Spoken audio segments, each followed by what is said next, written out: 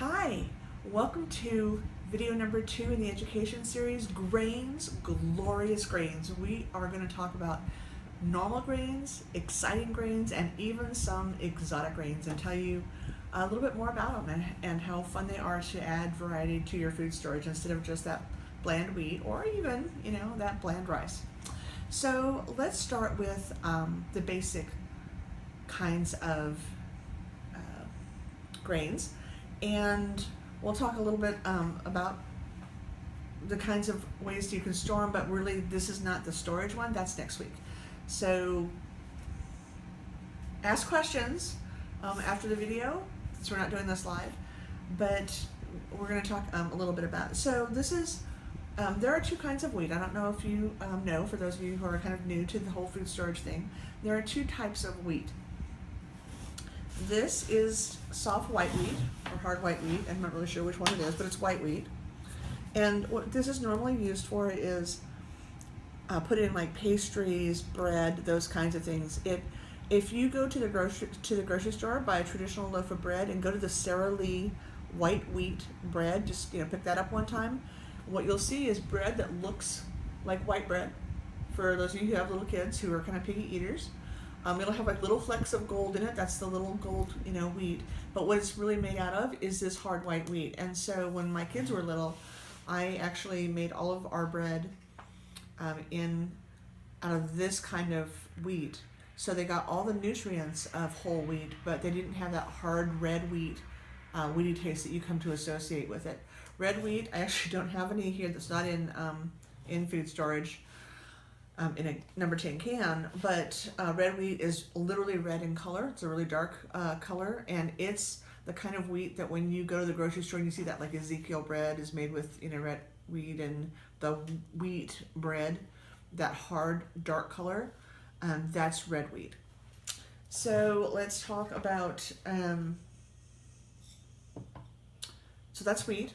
Let's talk about rice over here just a little bit. This is a 25-pound bucket of rice. I got these buckets at Home Depot. I bought like a box of 10 of them. I can't remember how much they cost, but they weren't that much. I think they were $6 a bucket if you bought them like in a case of 10. And then this lid on it is, there's a gasket underneath there. If you're going to do your own storing in buckets, you want to get one that has a gasket, not the paint cans from Home Depot. You want to get food grade and it has a gasket. This lid can be used sort of more than once, but not really. So once, we'll talk about that next week, but you're going to want to make the investment in gamma seals, and we'll show you what those are next week. But this is a 25-pound bucket of rice. So when you go and buy like those, if you go to the grocery store, to Sam's Club or Costco, and you buy those really large, or the Asian store, and buy 50-pound bags of rice, you can put 2 bags in a bucket. 2 buckets will take care of 1 bag. So this right here, by the way, since it's 25 pounds, we're talking about, this is going to feed my family for pretty close to a month for 1 meal a day. So again, we're talking, meals and things like that. We talked last week about, that your grains don't have to be like grain like this. They can be actually, pasta. That's a grain, so you can store them. We'll talk again next week about storage, but you can store them in a mason can jar if you're going to do that. And I just want to talk a little bit more about last week, and when we start talking about pounds and cups and things like that. When you have, think in terms of a meal, and you don't have to do like 365 pounds. We've already established for my family is a year's worth of 1 meal for rice, but you don't have, this is like a month's worth. That's 25 pounds. That's a month's worth. This is a box of pasta. You get 14 of those. That's 2 weeks of food that you have on hand, or at least 2 weeks worth of grain that you have on hand. So start thinking in terms of that. If you get like a bag of, a 1 pound bag of rice and get 14 bags of that, that's 2 weeks worth of, food that you have, at least 1 meal a day that you have on hand. My dad grew up in China, and they were lucky to have a bowl of rice a day. And so you can survive. You can. It's not fun, but you could do it. So don't get overwhelmed with when I talk in terms of a year's supply, because that's the goal. But you know what? Start out with a week's worth. Then move up to 2 weeks worth. Then move up to a month's worth. Then move up to, 3 months worth. But don't freak out just because we start talking about things in terms of a year's supply. One of them, this is basmati rice that I've dehydrated, by the way. It's literally, I just went to the grocery store. We'll do a video on how to dehydrate basmati, or some of the other rices and some of the other grains. But it's, go to your grocery store, pick up a box of basmati rice or a package of basmati rice, throw it in a mason jar seal it, and you have a fun grain, that's not just normal. You can get this in brown rice, brown as well.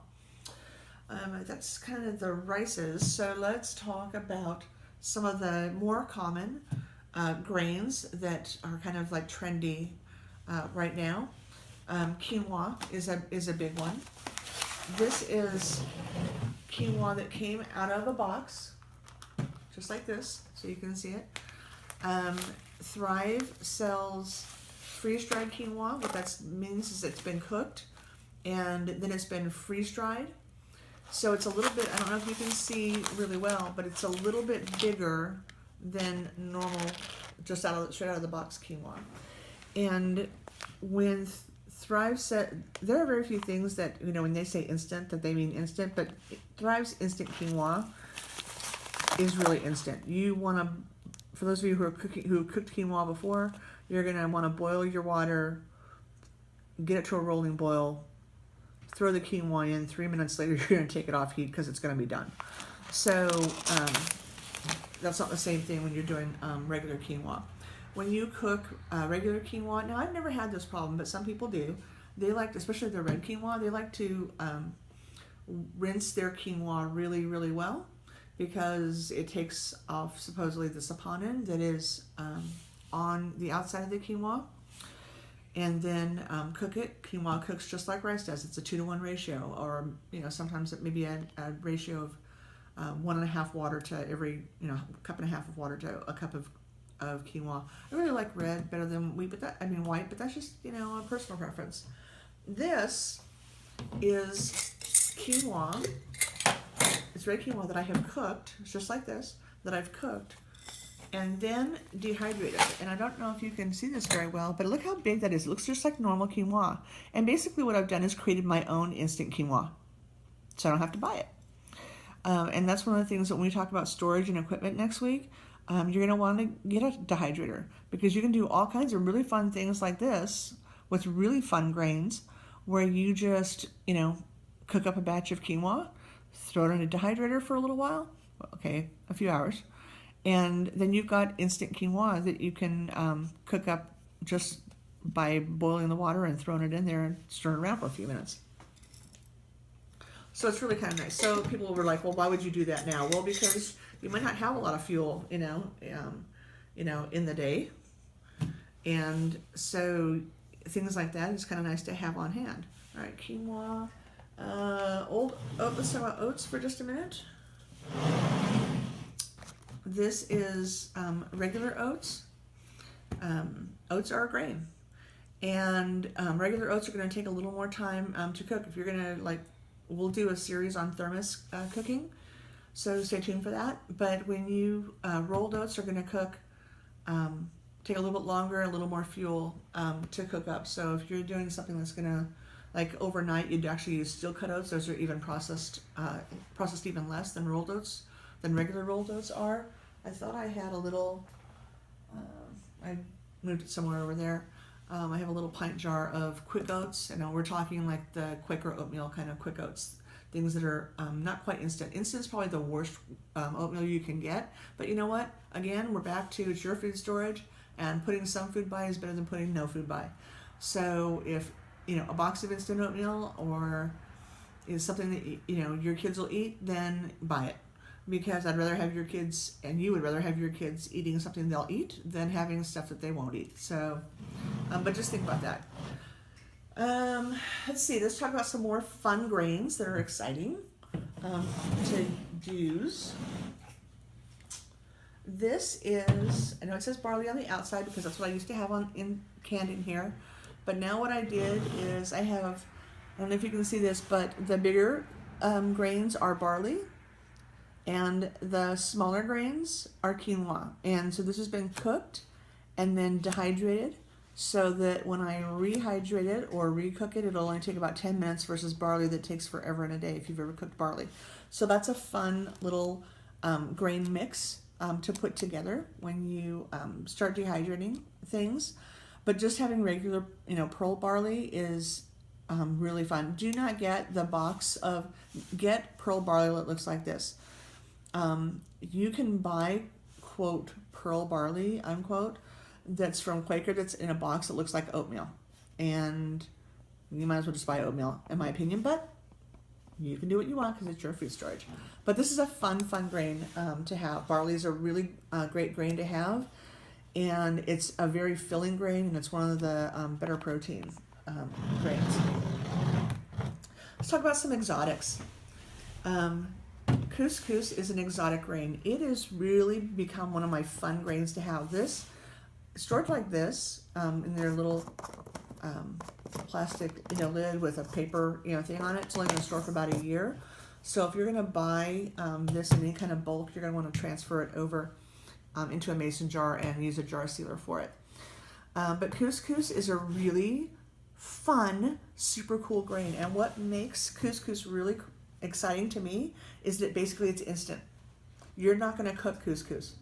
So if you're out there in the middle of, I don't know, an earthquake, a middle of no power because you live in New York and you get 8 feet of snow every year and you have no power for 2 weeks on end, couscous is a wonderful, wonderful grain to have on hand because you literally are going to boil a cup of water. You're going to throw in a half a cup, 2/3 of a cup of, you're actually going to boil the water, turn off the heat, throw in about a half to 2/3 of a cup of couscous, and stir it around and put a lid on it, and 4 minutes later you're going to have a cooked grain that's really fun to eat. Couscous is an acquired taste. It is.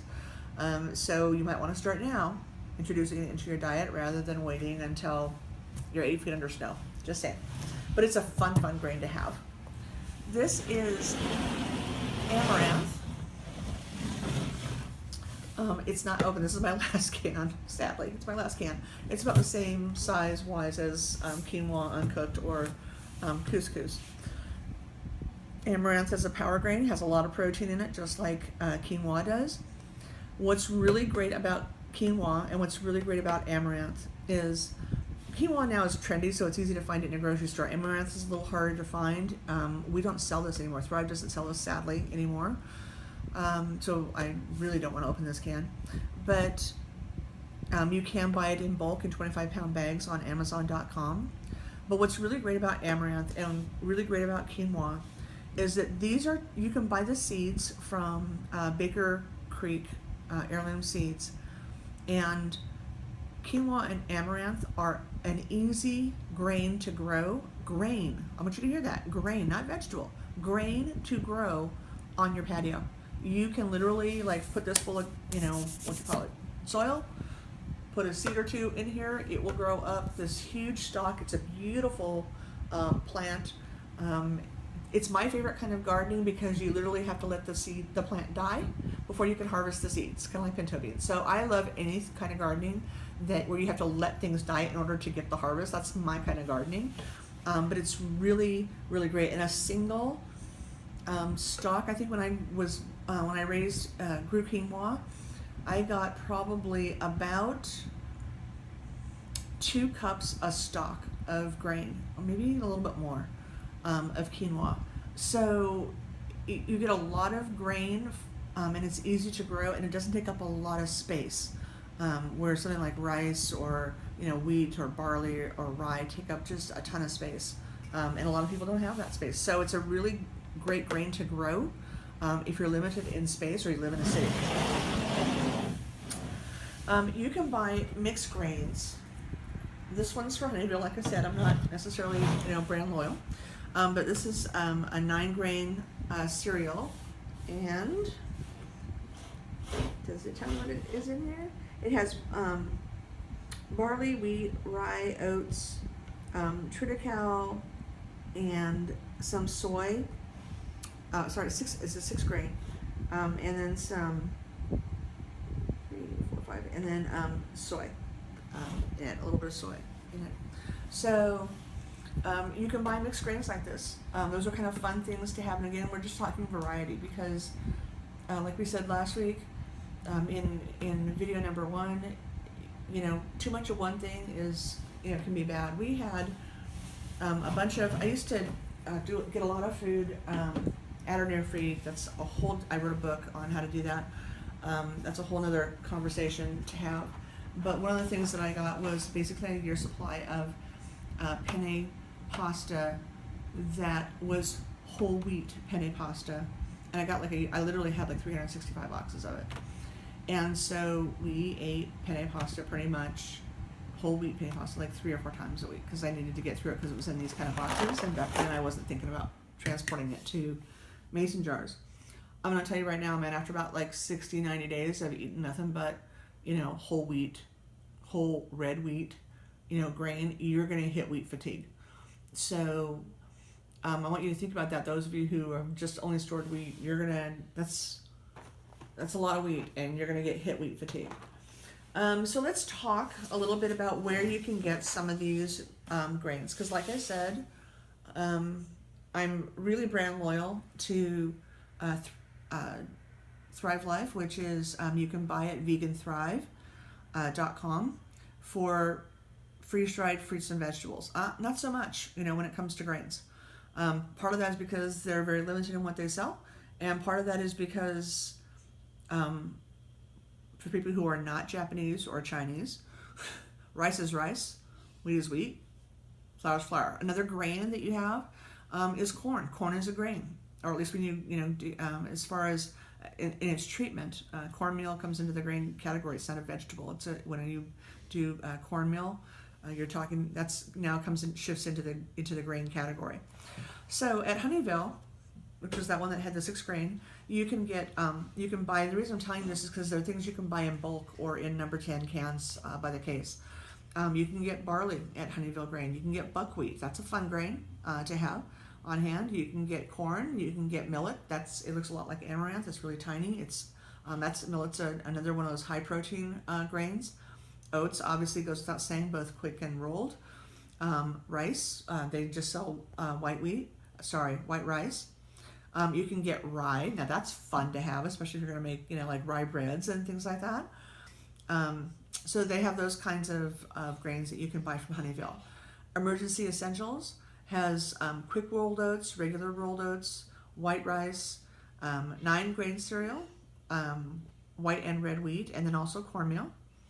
Thrive sells at veganthrive.com sells 9 grain cereal, rice, white and red wheat, 3 different kinds of pasta, elbow, penne, and rainbow, barley, quick oats, rolled oats, and wheat cereal. So I think multi-meal, kind of stuff. So those of you who are from the South that kind of like, the grits and things like that. Grits adds another grain in case. So your grains, that when we were talking about 365 pounds, for my family of 5, that's 1 meal a day. I'd probably do 365 pounds of rice. But for that second meal of the day, I'm probably going to mix it up and do another 365 pounds in things like quinoa and couscous and amaranth and barley, just so I've got some variety and a little more well-rounded situation.